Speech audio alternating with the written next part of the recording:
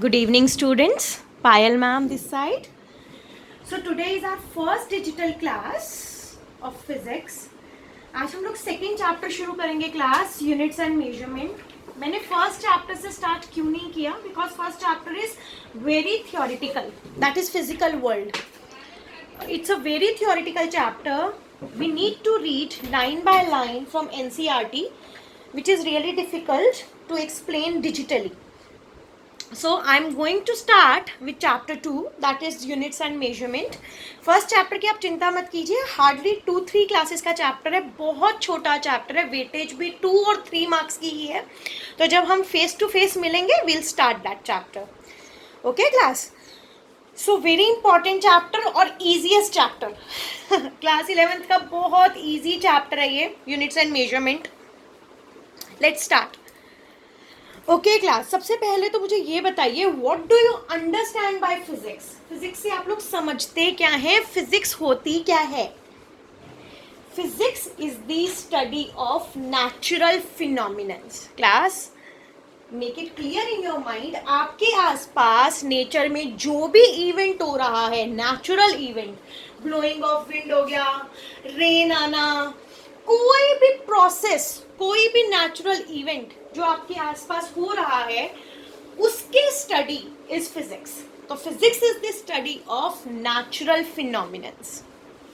Okay, so अब किसी भी चीज को अगर आप स्टडी कर रहे हो, सपोज आप ब्लोइंग ऑफ विंड्स को स्टडी कर रहे हो, तो आखिर विंड किस स्पीड से बह रही है? स्पीड क्या है विंड ब्लोइंग की? तो उस स्पीड के लिए हमारा मेजरमेंट करना बहुत जरूरी है. सो measurement of physical quantities is essential. हम ये चैप्टर पढ़ क्यों रहे हैं, मैं उसका सिग्निफिकेंस आपको एक्सप्लेन कर रही हूँ. मैं ये कह रही हूँ क्लास कि फिजिक्स होती क्या है? फिजिक्स होती है स्टडी ऑफ नेचुरल फिनोमिनन्स. जब हम नेचुरल फिनोमिनन्स को स्टडी कर रहे हैं, पढ़ रहे हैं, सपोज मैंने यहाँ पे एक एग्जांपल दिया आपको, लाइक ब्लोइंग ऑफ विंड. सो अगर आपने कोई नेचुरल प्रोसेस स्टडी करना है तो मेजरमेंट भी उसकी उतनी ही जरूरी है. सो measurement of physical quantities is essential. अब दूसरा क्वेश्चन आपके माइंड में जरूर राइज होगा, मैम फिजिकल क्वांटिटीज होती क्या है? So physical quantity is a quantity that can be measured in terms of laws of physics can be described. A quantity that can be measured and in terms of which laws of physics can be described. एक ऐसी quantity जिसको हम नाप तोल सकें, एक ऐसी quantity जिसको हम मेजर कर सकें. फॉर एग्जाम्पल मास. मैं कहती हूँ आप कितने किलो चावल लाए, तो आप कहते हो मैम 3 kg चावल ले आए. कितने लीटर पानी पिया? मैम इतने लीटर. तो आप उसको मेजर कर पा रहे हो ना, उसको तोल पा रहे हो, उसको नाप पा रहे हो. तो अ quantity that can be measured, और जिसको आप मेजर कर सकते हो वो तो एक फिजिकल क्वांटिटी है, क्योंकि उसका फिजिकल एग्जिस्टेंस भी है. आप मेजर तो किसी चीज को तब कर पाओगे ना जब उसका फिजिकल एग्जिस्टेंस भी होगा. So a quantity can be measured which can be measured is known as physical quantities. और ये भी ध्यान रखना, हम अगर किसी चीज को मेजर कर सकते हैं तो फिजिक्स के लॉज को उसके टर्म्स में लिख सकते हैं. एक छोटी सी चीज समझाती हूँ, उसे समझने की कोशिश कीजिए. मैंने कहा बच्चा कि आप एरिया का फॉर्मूला बताइए रेक्टेंगल के. आपने कहा ma'am area length into breadth होता है रेक्टेंगल का एरिया. ठीक है, मैंने कहा बच्चा क्या एरिया एक फिजिकल क्वांटिटी है? कैसे पता लगाओगे? आपने कहा मैम है. मैंने कहा कैसे? तो आप कहोगे मैम एरिया में लेंथ और ब्रेथ यूज हुआ. हम लेंथ और ब्रेथ दोनों को मेजर कर सकते हैं. Measured a quantity that can be measured, क्योंकि आप इन्हें मेजर कर सकते हैं. And in terms of which laws of physics can be described. तो एरिया, क्योंकि वो मेजर हो सकती है तो वो फिजिकल क्वांटिटी है. मैंने एरिया का एग्जाम्पल दिया. और दूसरा in which in terms of which laws of physics can be describe. For example आपने छोटी क्लासेस में न्यूटन्स लॉज पढ़े, न्यूटन का सेकेंड लॉ पढ़ा, force is equals to mass into acceleration. Newton का सेकेंड लॉ आपने पढ़ा, force is equals to mass into acceleration. पढ़ा कि नहीं पढ़ा? बिल्कुल पढ़ा. मास, मास भार, क्या मास को आप मेजर कर सकते हो? बिल्कुल कर सकते हो. मैं बोलूंगी बेटा कैसे कर सकते हो, कहोगे मैम इतने केजी, इतने ग्राम, इतने पाउंड. कर सकते हो ना मास को मेजर. एक्सलरेशन, एक्सलरेशन आपने पढ़ा है, change in velocity upon change in time. Measure कर सकते हो? बिल्कुल कर सकते हो. गाड़ी चलाते हो, एक्सलरेटर दबाते हो, सामने स्क्रीन पे लिखा आता है कितनी एक्सलरेशन दे रहे हो, कितनी स्पीड से गाड़ी चला रहे हो. मेजर कर सकते हो? कर सकते हो. तो यानी आप मास को भी मेजर कर सकते हो, एक्सलरेशन को भी मेजर कर सकते हो. तो इस अ quantity that can be measured, वो फिजिकल क्वांटिटी है. यानी मास भी फिजिकल क्वांटिटी है, एक्सलरेशन भी फिजिकल क्वांटिटी है. और F फिजिकल्स टू एम में न्यूटन सेकेंड लॉ है. तो यानी फिजिक्स का एक लॉ आपने इससे डिस्क्राइब कर दिया. फिजिक्स का एक लॉ इन क्वांटिटीज के रिस्पेक्ट में आपने डिस्क्राइब कर दिया, तो ये फिजिकल क्वांटिटी है. सो समझिए फिजिकल क्वांटिटी का सिग्निफिकेंस. क्लास में कह रही हूँ physical quantity is a quantity that can be measured and in terms of which laws of physics can be described. Hopefully it is clear to you. जैसे जैसे chapter आगे बढ़ेगा हम लोगों ने इस पूरे चैप्टर में फिजिकल क्वांटिटीज ही डील करनी है. आप लोगों को फिजिकल क्वांटिटीज और डिटेल में समझ आएंगी. आइए क्लास, फिजिकल क्वांटिटीज दो तरीके की होती हैं, ये भी आपने छोटी क्लासेस में पढ़ लिया है, स्केलर एंड वेक्टर. अगर इसका एक क्लासिफिकेशन देखें तो उसमें एक क्लासिफिकेशन में मैं कहती हूँ फिजिकल क्वांटिटीज दो तरीके की है, स्केलर और vector. Scalar quantities are those quantities जिनको डायरेक्शन की जरूरत नहीं होती. पढ़ चुके हो ना छोटी क्लास में, लेकिन मैं फिर एक्सप्लेन करती हूँ बेटा. Scalar quantities are those quantities which needs magnitude only, जिनको सिर्फ मैग्नीट्यूड से काम चल जाता है, डायरेक्शन नहीं चाहिए होती. लेकिन vector quantities are those quantities which need magnitude and direction both, जिसको मैग्नीट्यूड भी चाहिए और डायरेक्शन भी चाहिए. एग्री? तो scalar quantities are those quantities which needs magnitudes only. For example time. एक एग्जांपल लेके चलती हूँ क्लास में. टाइम, तो टाइम एक स्केलर क्वांटिटी है क्योंकि टाइम किस डायरेक्शन में चेंज हो रहा है आपको उससे लेना देना नहीं होता. टाइम एक ऐसी फिजिकल क्वांटिटी है जिसकी यूनिट को डायरेक्शन से कोई लेना देना नहीं है. लेकिन अगर किसी भी फिजिकल क्वांटिटी की डायरेक्शन इंपॉर्टेंट है then we'll classify that physical quantity as a vector. For example,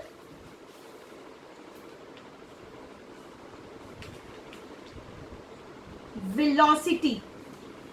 Suppose I am saying that I traveled 5 meter per second. Agree? I traveled 5 meter per second. Then you can ask, ma'am, you traveled 5 meter per second in which direction? Towards north, towards south, towards east, towards west. तो इसको direction का जरूरत है, north south east west. तो any quantity जिसको direction का need है termed as vector quantities, and any quantity which needs magnitude only to define itself known as scalar quantities. Hopefully it is clear to you. मैं इसको थोड़ा सा scalar और vector को आपको डिटेल में एक्सप्लेन करने जा रही हूँ. थोड़ा सा समझने की कोशिश कीजिए क्लास. छोटी क्लास में आप लोग पढ़ चुके हो. सो एनी क्वांटिटीज जिनको सिर्फ और सिर्फ मैग्नीट्यूड का नीड है termed as scalar quantities, but any quantities classified both in magnitude and direction termed as vector quantities. So scalar and vector quantities, what is the difference? It needs magnitude only, but vector quantities need both magnitude and direction. Agree? For example, मैं example की help से आपको detail में explain करूंगी class. For example distance, मैंने कहा बच्चा मैं 5 किलोमीटर चली. मैंने कहा बेटा I travelled 5 kilometre. You said okay ma'am, I traveled 5 kilometer. So this is distance. But if I am saying that I traveled 5 kilometer towards north, if I said that I traveled 5 kilometer towards south, if I said I traveled 5 kilometer towards east or towards west, that is known as displacement. तो अगर मैं distance को यानी आपके travel वाले portion को देखूं, उसको मैं स्केलर की टर्म्स में भी देख सकती हूँ, वेक्टर की टर्म्स में भी देख सकती हूँ. लेकिन अगर मैं उसको स्केलर की टर्म्स में देखूं, then I will classify it as a distance. But when I'll classify it in the form of vector quantities, I'll say it is not a distance, it is displacement. क्योंकि इसमें एक चीज add हो गई, what? Direction. So that is the difference between distance and displacement. If I am saying that I traveled 5 kilometer, I am not specifying the direction, magnitude only, then I'll term it as scalar quantity. But if I am specifying its direction with it, for example, I traveled 5 kilometer towards north, towards south, then I specified the direction, then I'll term it as vector quantity. Next example, try to understand speed and velocity. Speed. Suppose I am saying that I am traveling with a speed of 5 meter per second. आपने कहा ma'am आपने हमें ये तो बता दिया कि आप 5 मीटर पर सेकंड से चल रहे हो, मैंने डायरेक्शन नहीं बताई. जब तक मैंने डायरेक्शन नहीं बताई क्लास, तब तक ये क्वांटिटी स्केलर क्वांटिटी है. लेकिन जब मैं इसकी डायरेक्शन स्पेसिफाई कर दूं, I traveled 5 meter per second with a speed of 5 meter per second towards east. Class ये बहुत इंपॉर्टेंट है न्यूमेरिकल पॉइंट ऑफ व्यू से. अभी जब आप न्यूमेरिकल्स करेंगे तो आपकी डायरेक्शन से क्वेश्चन आएंगे वहां पर, तो समझने की कोशिश कीजिए deeply. If I am saying that I travel with a speed of 5 metre per second, then I am saying that it is a speed. But if I am saying that I travel with a speed of 5 meter per second towards north, towards south, towards east, towards west, then I specified the direction, so I'll term it as a vector quantity. That is the difference between scalar and vector. Hopefully it is clear to you class. In detail it is clear to you. ठीक है class. Second classification में चलते हैं. First classification मैंने आपको explain कर दी कि physical quantity की अगर हम फर्स्ट क्लासिफिकेशन देखें तो ये दो पार्ट्स में क्लासिफाइड है, in terms of scalar quantities and in terms of vector quantities.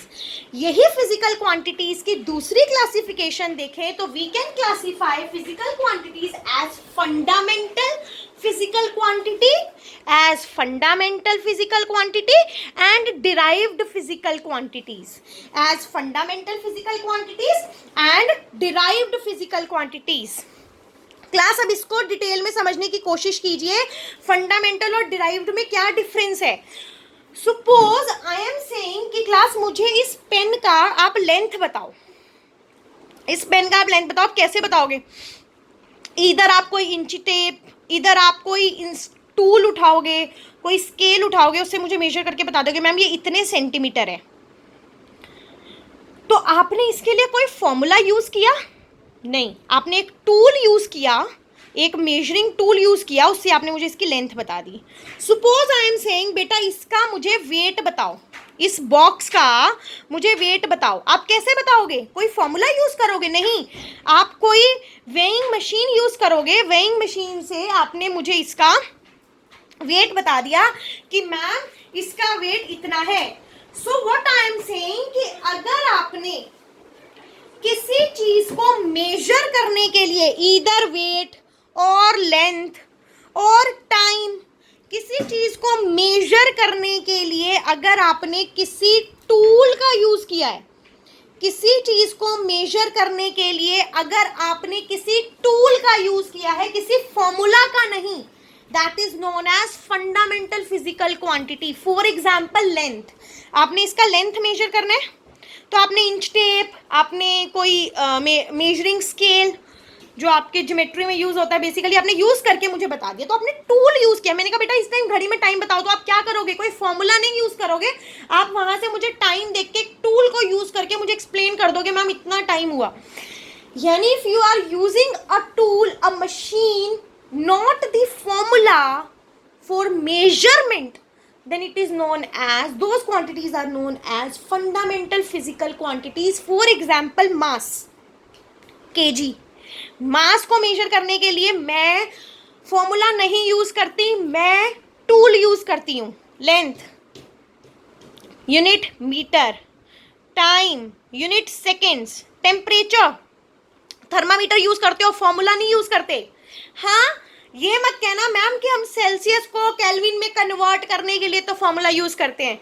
अरे बाबा, मैं ये नहीं पूछ रही कि आप कौन से यूनिट में मेजर कर रहे हो, मैं ये पूछ रही हूँ कि ये बताओ इस टाइम इस बॉडी का टेम्परेचर, इस रूम का टेम्परेचर कितना है। चाहे तुम मुझे डिग्री सेल्सियस में बताओ, चाहे केल्विन में बताओ, चाहे फ़ारेनहाइट में बताओ।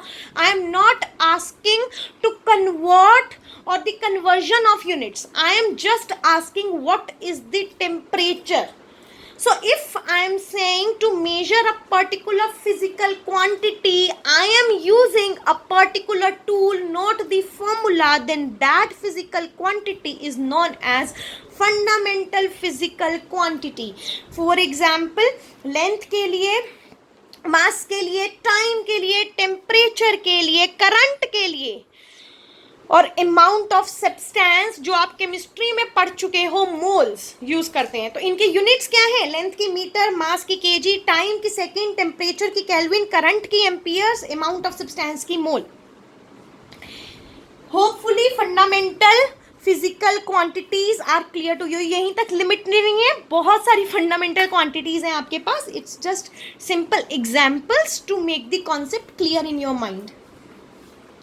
Now derived physical quantities, derived class, इसकी वर्ड में ही इसका मीनिंग, इसकी डेफिनेशन छुपी है। डिराइव्ड फिजिकल क्वांटिटी, डिराइव्ड मतलब जिसको डिराइव करना पड़े, जिसको बनाना पड़े, जिसका फॉर्मूला डिराइव करना पड़े, दोज क्वांटिटीज जिनको मैं डायरेक्ट टूल से, डायरेक्ट मशीन से मेजर नहीं कर सकती, मुझे फॉर्मूला से उसको डिराइव करना पड़ेगा, are known as derived physical quantities. For example velocity, for example velocity, velocity का मैं आपको बोलती हूँ क्लास मुझे ये बताओ कितनी स्पीड से वो चल रहा है, तो आप मुझे इसको टूल से नहीं बताओगे क्लास, आप बोलोगे मैम पहले इसका यूनिट डायरेक्ट टूल से नहीं आएगा। वेलोसिटी का फॉर्मूला बताइए। वेलोसिटी का फॉर्मूला होता है class displacement upon time. Displacement का यूनिट होता है मीटर, टाइम का यूनिट होता है सेकंड। एसआई यूनिट बता रही हूँ ये मैं, एसआई की टर्म्स में। ऐसे तो सेंटीमीटर सेकंड भी हो सकता है, मीटर पर आवर भी हो सकता है, किलोमीटर पर आवर भी हो सकता है। एसआई यूनिट में बताऊं तो डिस्प्लेसमेंट का यूनिट मीटर होता है, टाइम का यूनिट सेकंड होता है। तो मैंने वेलोसिटी का फॉर्मूला निकालने के लिए मैंने एक फॉर्मूला डिराइव किया जिसमें फंडामेंटल्स का यूज हुआ। यानी इसके फॉर्मूला में जो क्वांटिटीज यूज हुई, जैसे टाइम, तो टाइम फंडामेंटल है, डिस्प्लेसमेंट एक तरीके का लेंथ है तो वो फंडामेंटल है, तो वेलोसिटी डिराइव्ड हुआ। सिमिलरली वॉल्यूम, वॉल्यूम सपोज हम किसी क्यूब का लेते हैं या क्यूबॉइड का लेते हैं, सपोज मैं क्यूबॉइड का ले रही हूं, तो क्या आएगा? Length into breadth into height. Length की यूनिट मीटर, ब्रेथ की भी मीटर, हाइट की भी मीटर, तो मीटर क्यूब। लेकिन ये तीनों लेंथ, ब्रेथ और हाइट तीनों लेंथ है ना एक तरीके से, तो यानी इसका फॉर्मूला डिराइव करने के लिए आपने फंडामेंटल क्वांटिटीज यूज कर ली। तो दोज फिजिकल क्वांटिटीज जिनके लिए मुझे फॉर्मूला यूज करना पड़े, known as derived physical quantities, and those physical quantities जिनके लिए मुझे टूल से ही एक्सप्लेन करना पड़े, known as fundamental physical quantities. So hopefully system of units clear to you. काफी हद तक क्लियर होगा क्लास, बाकी जब एक बार मिलेंगे तो I will explain it again in detail. Okay, बढ़े आगे। ठीक है, measurement, what do you understand by measurement class? Measurement से क्या समझते हो? It is the process of comparison. आप मुझे बोलोगे ma'am comparison how, you can ask ma'am comparison seriously how compare, क्योंकि मेजरमेंट का मतलब क्या होता है, नापना, तोलना। तो आप इसको डायरेक्ट मैम मैं मेजर कर देता हूँ, ये 12 सेंटीमीटर हुआ, मैंने इसको कहाँ कंपेयर किया, मैंने कहा सपोज बेटा ये पेन है, इस पेन का लेंथ 12 सेंटीमीटर है, तो आप मुझे ये बताइए कि मैम हमने इसका मेजरमेंट तो कर दिया आपको, लेकिन हमने कंपैरिजन कहाँ किया। अब हम समझाते हैं आपको इसको कंपैरिजन, इसकी एनसीईआरटी डेफिनेशन के अकॉर्डिंग इसको कंपैरिजन क्यों बोला जाता है क्लास, क्योंकि इसका बेसिक यूनिट बताइए आप हमें। ये लेंथ, इस पेन का लेंथ 12 सेंटीमीटर है सपोज, तो इसका बेसिक यूनिट हुआ 1 सेंटीमीटर। आप इसको किस में लेके चल रहे हैं, 1 सेंटीमीटर में ना, सेंटीमीटर यूनिट ले रहे हैं तो सेंटीमीटर लेंगे। तो क्लास में क्या कह रही हूँ कि अगर मैंने कहा इस पेन का लेंथ 12 सेंटीमीटर है, तो इसका बेसिक यूनिट, बेसिक इकाई 1 सेंटीमीटर हो गया, तो यानी पेन का लेंथ 12 टाइम्स हो गया इसकी बेसिक यूनिट का। अब कंपैरिजन समझिए कैसे, मैं कह रही हूँ इस पेन का लेंथ 12 टाइम्स हो गया बेसिक यूनिट का, जिसमें बेसिक यूनिट कितनी थी, 1 centimetre. So suppose I am saying that length of this pen is 12 centimetre, तो मेजरमेंट आपने करके मुझे बताया ma'am it's 12 centimetre, agree, but it is a comparison. How comparison class? It is 12 times of its basic unit, that is 1 centimeter. Suppose I am saying the mass of this particular box is 20 kg. The mass of this particular box is 20 kg. How it is a comparison? Measurement तो 20 kg आ गया. It is a comparison because its mass is 20 times of its basic unit, that is kg. Measurement clear to you? चलिए class unit की NCERT definition पे बढ़ते हैं। Unit of a quantity को आप, क्योंकि ये कभी 1 मार्क में आपसे आपके एग्जाम में पूछ सकते हैं, what do you understand by measurement, what do you understand by unit, what do you understand by fundamental quantities, give example, what do you understand by derived quantities, give example. So unit of a quantity, the reference standard in terms of which the given quantity can be measured.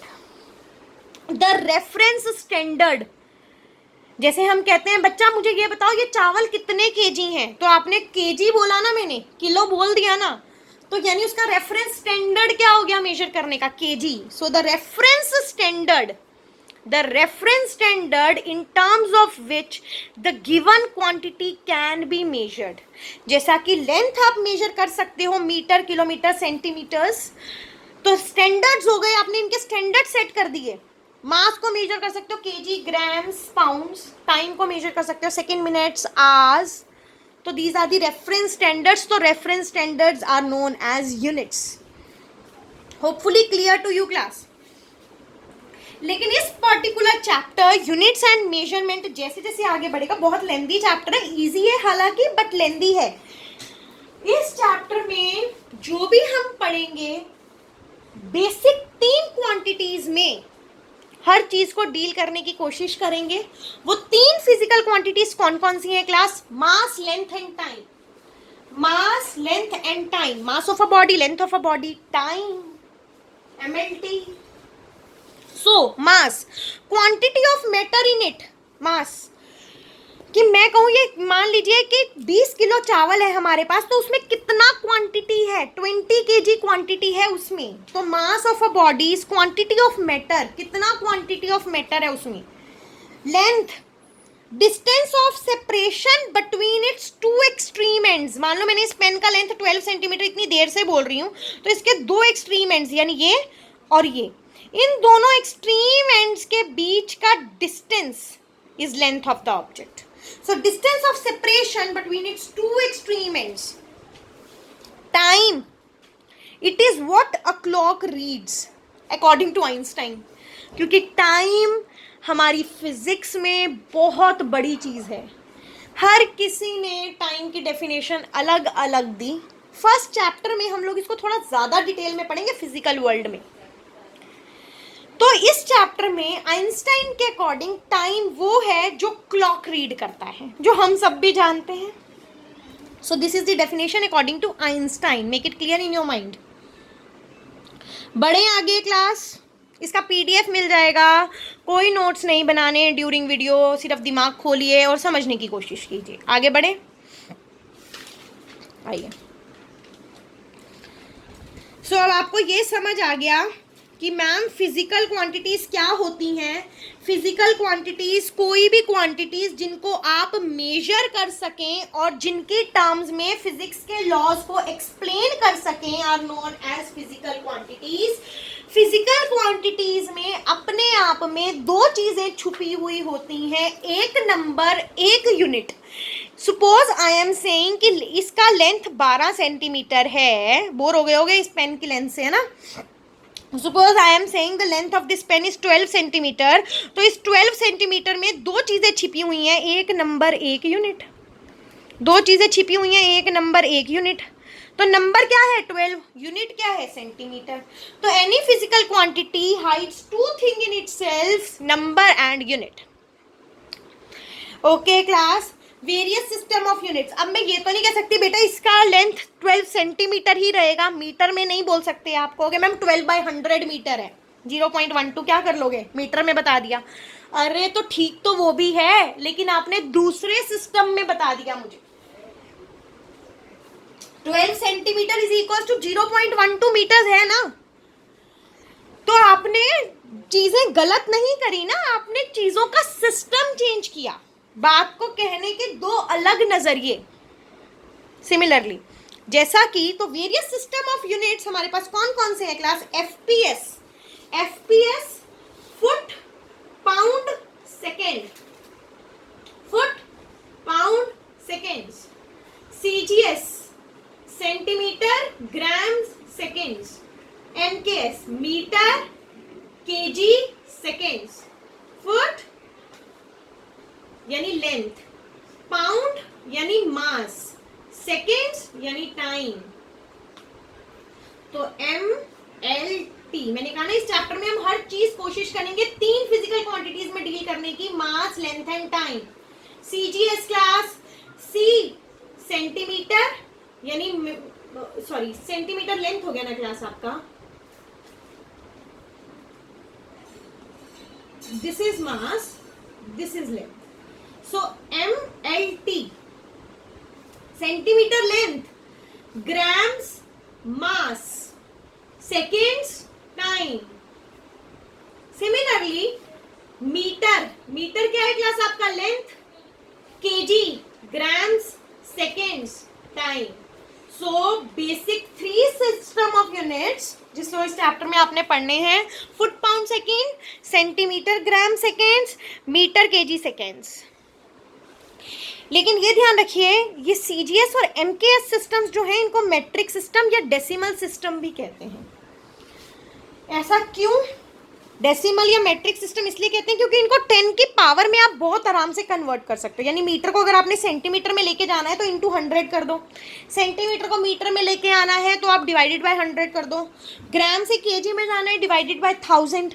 KG से grams में जाना है into 1000. तो यानी आप इसको बड़े easily 10 के टर्म्स में, जिसको 10 के टर्म्स में लिखने को बोलते हैं मेट्रिक, और डिवाइड करके डेसिमल में, यानी आप इसको मल्टीप्लाई में और डेसिमल में बड़े आराम से कन्वर्ट कर सकते हो. That why this system of units are known as metric system और decimal system. Hopefully it is clear to you.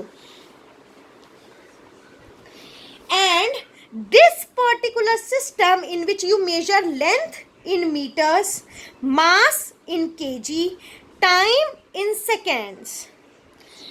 This particular system is known as SI system और इंटरनेशनल सिस्टम. इस पर्टिकुलर सिस्टम को कौन सा system बोलते हैं class? SI system, standard international और international system. ऐसा क्यों इंटरनेशनल सिस्टम क्यों बोला जाता है इसको? इंटरनेशनली एक्सेप्टेड है कि अगर आप कोई भी चीज का लेन देन इंटरनेशनल लेवल पर सिस्टम में देख रहे हो तो इंटरनेशनली मास को केजी में, लेंथ को मीटर में, टाइम को सेकंड्स में मेजर किया जाएगा.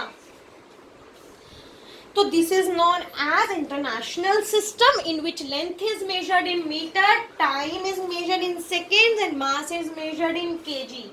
तो आप बोलोगे मैम इसके एडवांटेज क्यों है, हमने एमकेएस को ही एसआई सिस्टम क्यों लिया, सीजीएस को भी ले सकते थे, एफपीएस को भी ले सकते थे, व्हाई ओनली एमकेएस? तो इसका पहला एडवांटेज है ये कोहेरेंट सिस्टम है। कोहेरेंट सिस्टम, अब आप मेरे से ये पूछोगे मैम कोहेरेंट सिस्टम का मतलब, what do you mean by coherent system? Coherent system इसलिए क्लास, अभी मैं आपको पीछे ना एक छोटी सी चीज डिराइव्ड क्वांटिटीज बताकर हटी, बताया तो आपने देखा मैम वेलोसिटी का यूनिट मीटर पर सेकेंड आ गया है ना। तो क्लास कोहेरेंट में अगर मुझे किसी भी सिस्टम को यूनिट्स में एक्सप्लेन करना है, सपोज वेलोसिटी हो गया, अभी पीछे करके हटे हो, इसका यूनिट हो गया डिस्टेंस अपॉन टाइम यानी मीटर पर सेकेंड। सपोज आपने मोमेंटम छोटी क्लासों में पढ़ा है, मोमेंटम का formula P is equals to mass into velocity होता है। मास किस में लेंगे हम, केजी में, और वेलोसिटी किस में लेंगे क्लास, मीटर पर सेकेंड में। तो यानी किसी भी डिराइव्ड क्वांटिटी को, किसी भी, चाहे वो वेलोसिटी, चाहे वो मोमेंटम, चाहे कोई भी डिराइव्ड क्वांटिटी हो गई, आगे हम बहुत सारी डिराइव्ड क्वांटिटी पढ़ने वाले हैं, डोंट वरी, किसी भी डिराइव्ड क्वांटिटी को इसकी टर्म्स में लिखना यानी मीटर, केजी और सेकंड की टर्म्स में लिखना इजी है, और इससे दूसरे सिस्टम में कन्वर्जन मेट्रिक भी है और डेसिमल भी है। मेट्रिक भी मतलब आप इसको 10 की पावर में, बार बार बोल रही हूँ, मेट्रिक का मतलब होता है क्लास 10 की पावर में, और डेसिमल का मतलब होता है पॉइंट्स में डिवाइड करके इजीली लिख सकते हो। सो this is the first advantage of SI system, that it is coherent system. दूसरा एडवांटेज आ जाइए class, it is a rational system. Rational, अगर मैं सीधी भाषा में बात करूं तो रैशनल का मतलब यहाँ पे है ये कोई भेदभाव नहीं करता। रैशनल मतलब दुनिया में किसी भी तरीके की एनर्जी हो, एक एग्जांपल लेके चलते हैं, ऑल एनर्जी, यानी चाहे काइनेटिक एनर्जी है, चाहे पोटेंशियल एनर्जी है, चाहे थर्मल एनर्जी है, चाहे साउंड एनर्जी है, चाहे केमिकल एनर्जी है, चाहे हीट एनर्जी है, ये हर यूनिट को, हर एनर्जी को एक ही यूनिट में तोलता है, that is joule. So it is a rational system, यानी ये कोई भेदभाव नहीं करता, एक पर्टिकुलर क्वांटिटी की यूनिट एक ही रहने देता है, जबकि बाकी सिस्टम्स में ये चीज नहीं थी। बाकी सिस्टम्स में हम अलग अलग एनर्जीज को, अलग अलग क्वांटिटीज को अलग अलग यूनिट्स में मेजर करते थे, but in MKS system it is a rational system, a particular physical quantity और it's all types is measured in a single unit. For example energy, energy किसी भी तरीके की हो, हीट, काइनेटिक,